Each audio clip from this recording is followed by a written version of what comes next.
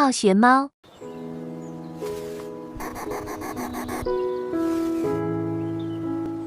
Hello， 大家好，我是自愛練習生秉星星。大家最近過得怎麼樣呀？大家今天過得怎麼樣呢？就是我每天都會被問到的一個問題。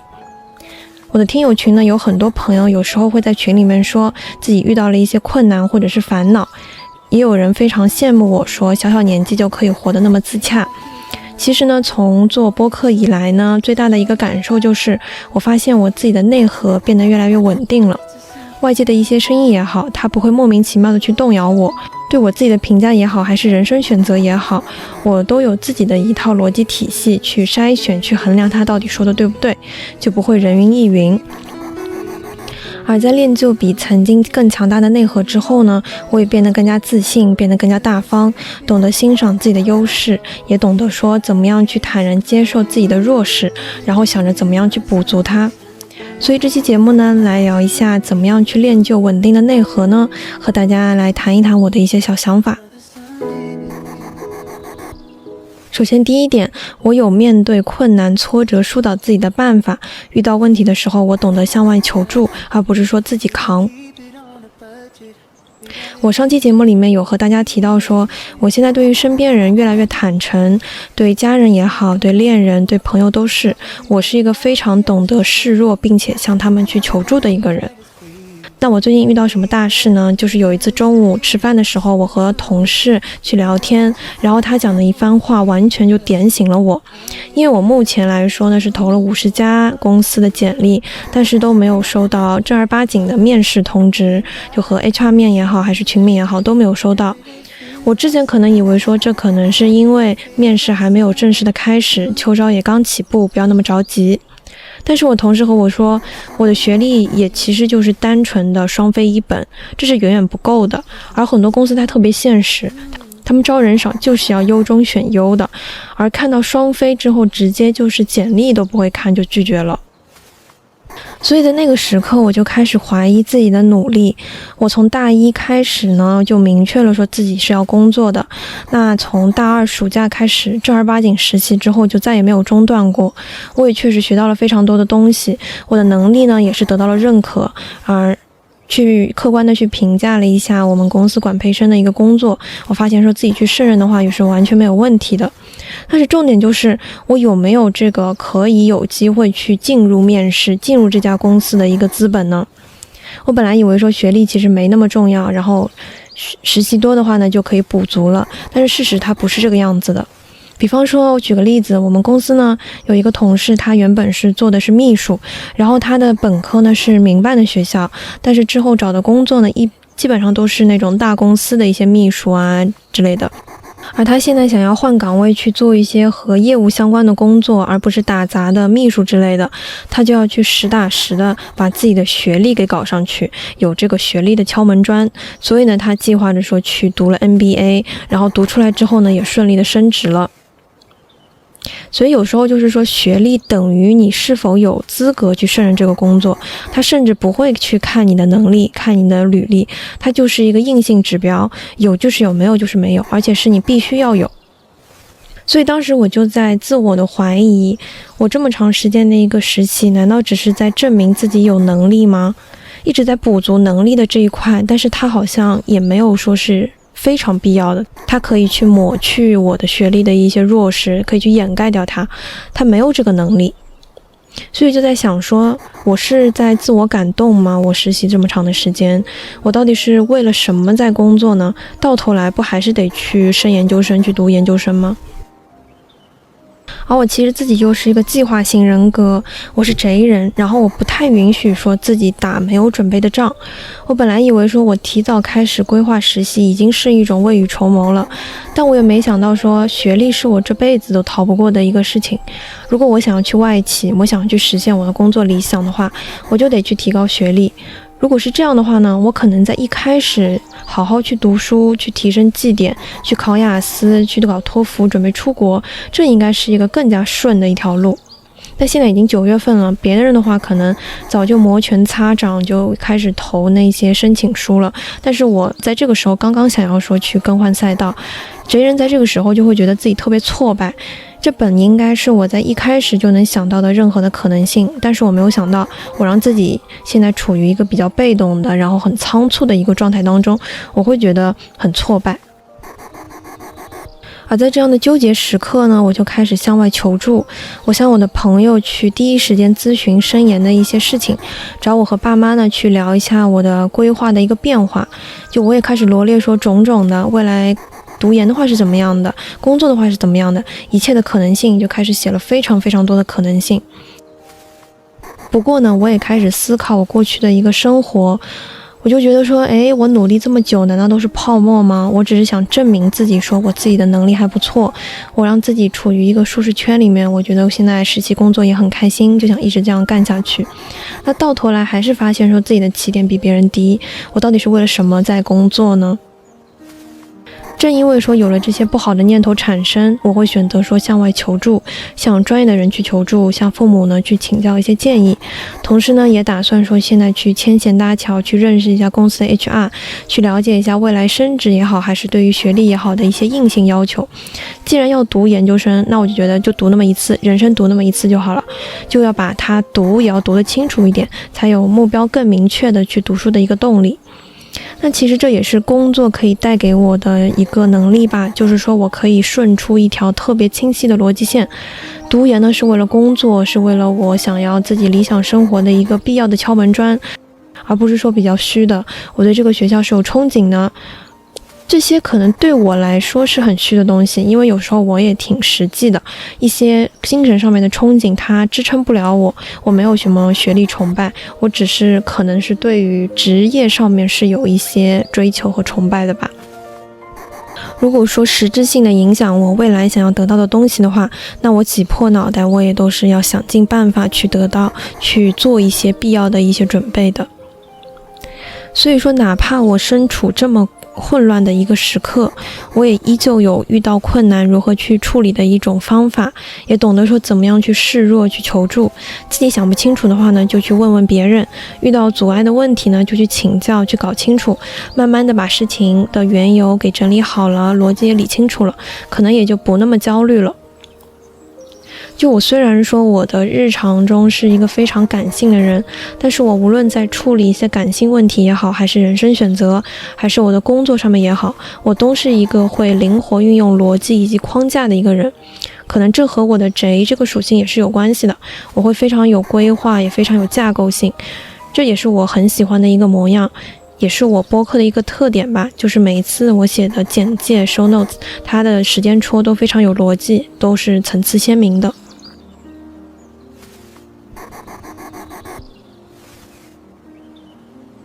那第二方面的話呢，我有自己的社會身份，我可以獨立賺錢養活自己。其實你要說為什麼人一定要讀研究生呢？就是因為說，我想要的工作，它的工作要求特別的高，我想要配得上它的話，我首先自己得好，外在條件也好，還是我的內在也好，它都要特別的好。那我的實習目前做下來快1年的時間了，給我最大的感受就是很幸福，我擁有了一種歸屬感以及自我認同感，這在學校裡面相比實在是好了太多太多。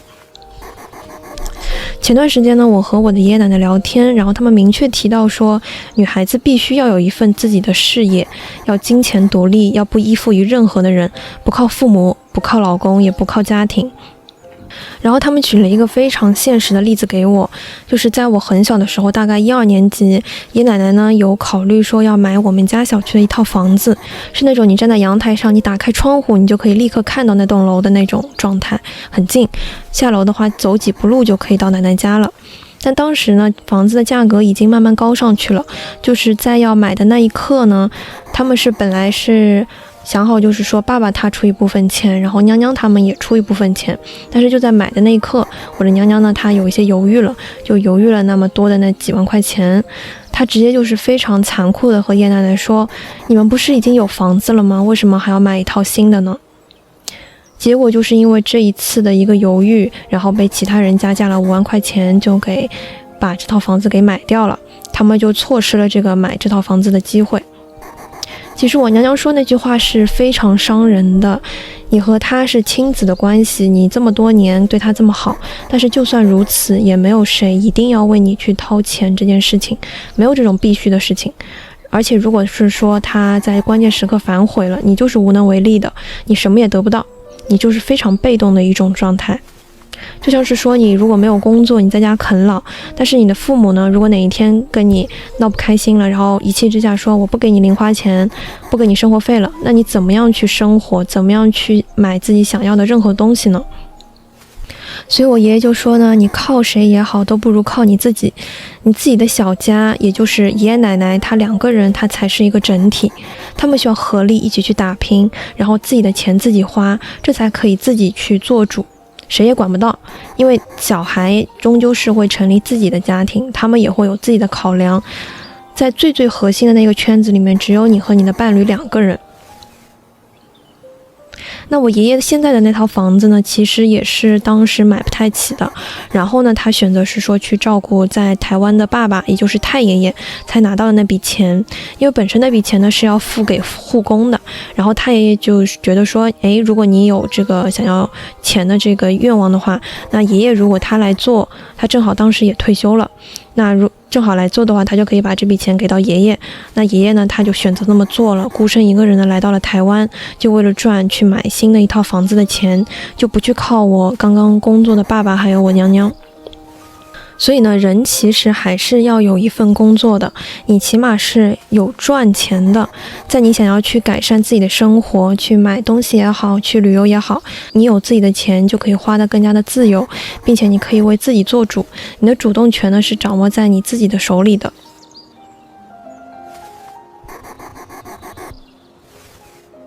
第3方面的話呢，大家要清晰自己的優點，絕不低看自己，也不盲目的自信。那現在有很多人呢，男生女生都是啊，他們可能都會有一些自卑，喜歡一個人的時候會覺得說，哎呀，自己不夠好，然後就不敢去靠近他，不敢去追求他。在面對去接受對方的一些好意的時候，也會覺得我有這麼好嗎？我是不是無福消受呀？這一些想法。那我的話呢，是因為曾經被媽媽各種的言語的打壓，雖然說我知道她是生氣的時候會那麼做，但是人也不是一直理智的，一直會過濾的，就還是會感到難過。就我有點忘了有沒有和大家講過，就以前呢，我媽媽她會對我說很多不太好的一些評價，對我的一些缺點去進行一些攻擊，然後呢，我就把她對我說的這一切進行了一些截圖，像是什麼她說我自私，說你以後沒人喜歡，你很不懂事，這一些等等的缺點，我就截圖下來，然後做成了一張壁紙，作為我和我媽聊天框的一個壁紙，然後我還給她看，你說的這些話我都截下來了，做成了壁紙，好提醒一下自己，你的女兒在你心中是這麼樣一個差勁的一個人。他當時呢，在氣頭上也沒有說什麼，就一說好呀，就這麼辦好了。就雖然說我的自卑倒也沒有那麼嚴重，但是潛移默化之中，我也不算是一個自信的人。我就是屬於說，如果讓我講出我的缺點是多於我優點的一個狀態。然後前段時間呢，我在微博裡面也刷到一個美眉，她說呢自己遇到了一個心動的對象，然後她微博裡就這麼樣子寫。起碼這1個月，我短暫脫離了前23年的醜女體驗卡，體會到了一點點被人愛的感覺。我當時看到的時候就很心疼，為什麼會有人這麼心安理得的去形容自己是醜女，然後這麼心安理得的覺得說體驗到一點點被人愛的感覺就是很難得的。其實這讓我想到之前播客裡面講到一本書，是四面書裡面的一個主角叫艾爾莎，她的爸爸媽媽呢就是從小到大就不斷的去打壓她，說她特別醜，說她不會被人愛的，沒有人以後會娶她的。於是呢，在她之後遇到了一個浪蕩公子，長得比較帥，然後對她比較好，她就是覺得這個人是真愛她的，她要和他永遠的在一起，要為此獻身。不過這種價值低呢，是可以慢慢去重建的。那我的方法是，首先第一點，你可以去遠離你的生氣的一個源頭。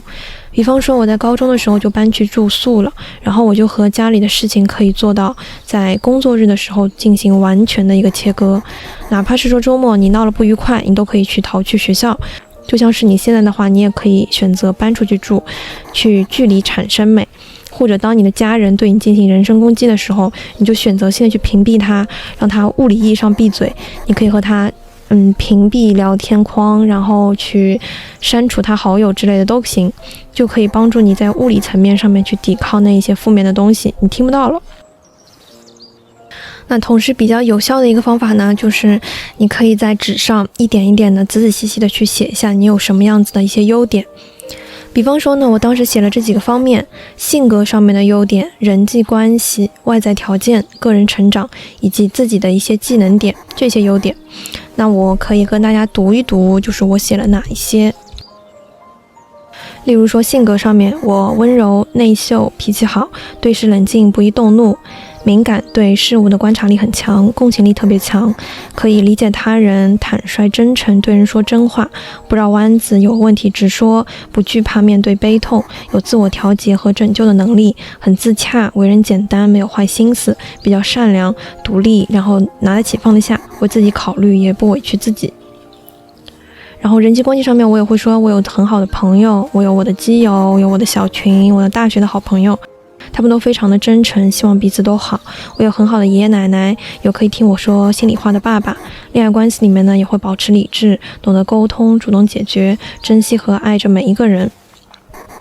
那外在條件上面，我也會說自己長得漂亮，眼睛比較圓，手很修長，很好看，人長得高，很苗條，同時也很自律，會要求自己健身，肚子上面沒有肉，腿比較直，有非常好的一個家庭的條件。那這一些等等啊，就是我慢慢的會對自己的一些分析會變得更加客觀。在這個時候，你就不要去想你有什麼樣的缺點，你就只是單純的去思考，說我優點是哪一些，細小的那些都是。這些具體的東西被你思考出來之後，你就會覺得，我好像還不錯，那我應該是一個挺好的人吧，我值得更好的人，我值得更好的生活。我是一個還不錯的人，你可以慢慢的去建立起這樣的認知，然後再一步一步的去強化。比方說，我知道我自己是一個自我探索能力很強的人，那我在未來的时候，我如果做了這些事情，我就會不斷的去強化它。我意識到說，我今天做了一些思考人生的事情，我讓我自己的未來變得更加清晰了，那麼就說明我自我探索能力很強，我想得特別明白，這是我一個非常寶貴的一個優點。我一次一次的在做了一些實質性的東西之後，去提醒自己說，你有這樣的優點，你去慢慢的去認可你有這樣的優點。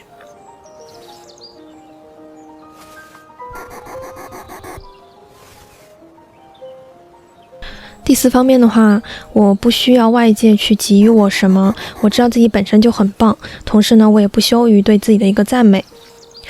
這可能也是之前的一部分的一個延伸，因為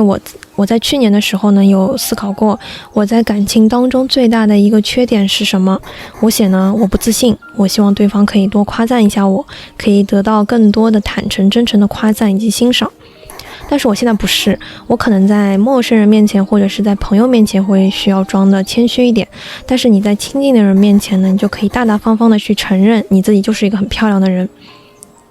我是屬於小時候就長得特別端正，然後很可愛的那種類型，眼睛呢圓圓的，然後也有酒窩，看起來就是乖巧文靜，但是又很可愛的女孩子。之前呢也有照片發在過微博裡面，還有播客號的一個朋友圈裡面，大家如果感興趣的話呢，可以去看，因為我也不太敢放在簡介裡面，我怕大家有人會覺得說，不太好看，那你還這麼樣子講自己，這個我有點害怕。那現在來說呢，我也會客觀的去評價自己的一個長相，比方說我知道自己肯定是戴美瞳更好看，眼睛會大很多，然後別的五官的話呢都是比較圓潤的，所以呢是偏日系的那種長相，就沒有什麼攻擊性。不過呢，我人比較瘦，然後特別高，顯得很苗條，但有時候也覺得說高不算什麼優點，因為173這個身高導致很多人呢他只能看到我的身高。我就表示說，我覺得我的身高是一種中性詞，它不是一個優點，也不算是一個缺點。那我客觀評價呢，我自己的長相是屬於在普通人裡面比較好看，但是也不算特別出挑的類型。不過有時候呢，就是現在喬老師他會誇我好看啊，喬老師就是我男朋友啊，我以後可能會這麼樣子稱呼他。他在一起之前，他會覺得說，如果總講女生漂亮的話，會顯得他很膚淺，好像是說他只能看到女生的優點，就是外在的一些東西。但是他說他在一起之後就完全不會吝嗇對於女朋友的一些讚美，所以呢，他在和他確定關係第一天之後，他就誇了我非常多，誇我很漂亮，長相很日系，然後眼睛很大之類的。但是我現在呢，就是不需要這些外界的稱讚去支撐我自己的一個自信了。我客觀評價我自己的外貌，確實挺好看的。那我就大大方方的去承認，並且知道，有時候呢，我看着我和他自己的一些合照，然後我也會覺得說，我真的挺漂亮的，你怎麼會有這麼好看的一個女朋友呢？會說這樣的話，然後他就開玩笑說，我是一個每天都要誇自己長得很漂亮的一個人。但是我也不是說就是誇大自己的長相，他說我眼睛大，其實我也沒那麼覺得。只是覺得說我戴了個美瞳，然後化妝的話有加持而已。平時戴眼鏡的話呢，是不會有人說我眼睛大的。但是這並不影響我覺得說自己很漂亮這個事實。總的來說呢，就是我客觀看待自己的外貌、自己的優點，不刻意誇大，也不去避諱自己，去讚美自己。好看就是好看，好就是好，我不需要外界去提醒我什麼，我本身就深信不疑這一點。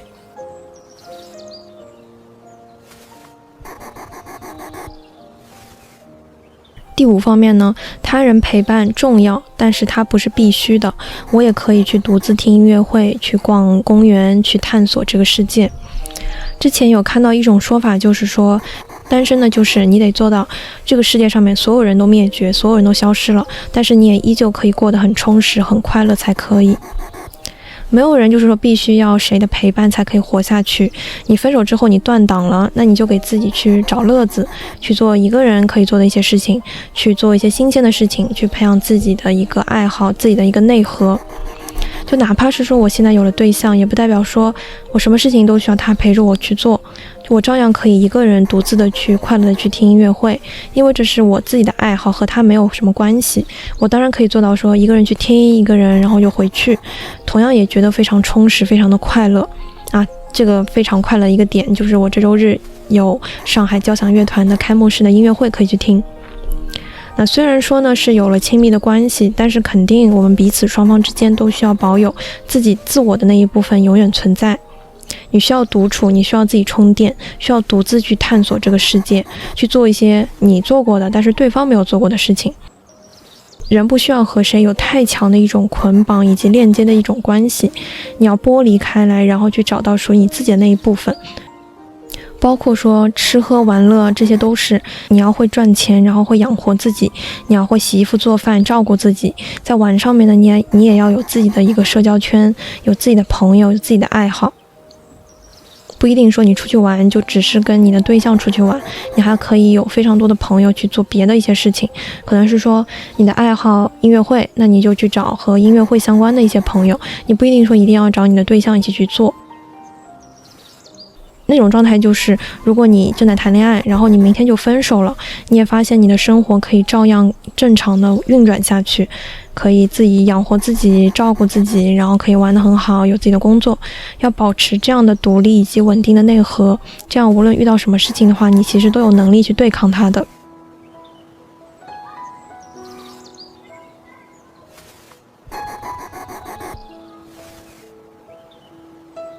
那本期節目就到這裡啦，也希望大家可以慢慢建立起自己穩定的內核。有時候不破不立，